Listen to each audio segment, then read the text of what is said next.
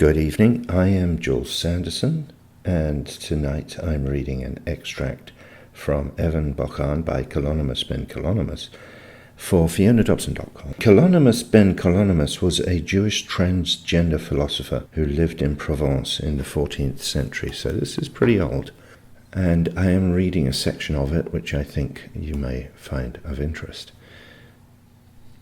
Oh, but had the artisan who made me created me instead a worthy woman, today I would be wise and insightful.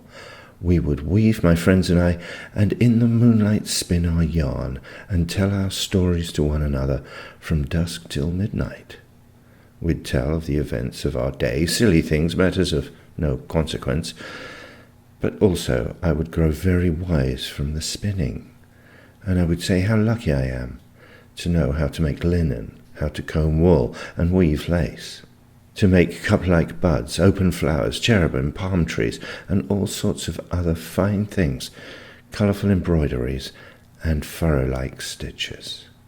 And oft-times, in the way of women, I would lie down on the kitchen floor by the hearth among the pots between furnace and stove, chopping wood, stirring the coals, and taste the different dishes. On holidays, I would put on my best jewellery.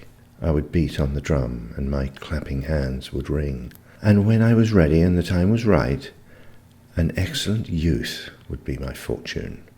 He would love me, place me on a pedestal, dress me in jewels of gold, earrings, bracelets, necklaces, and on the appointed day in the season of joy, when brides are wed, for 7 days would be the boy, increasing my delight and gladness.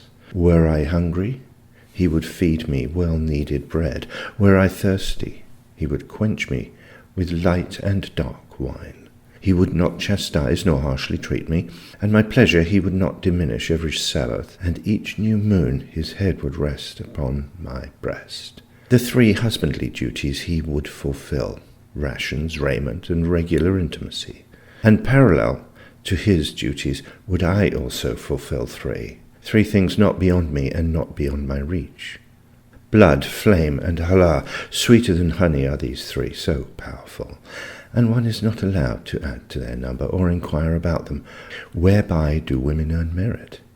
Father in heaven, who did miracles for our ancestors with fire and water, you transformed the fire of Kasdim so it would not burn. You transformed Dinah in the womb of her mother. You transformed the staff of Moses to a snake before 1,000,000 eyes. You transformed Moses' hand to white, and the sea of reeds to dry land, and the sea floor into solid and dried up earth. You transformed the rock into water, hard flint to a fountain. Who would then transform me from a man to a woman? Were I only to have merited this being so graced by goodness, I could have now been the lady of the house, encamped in my house against armies. What shall I say? Why cry or be bitter?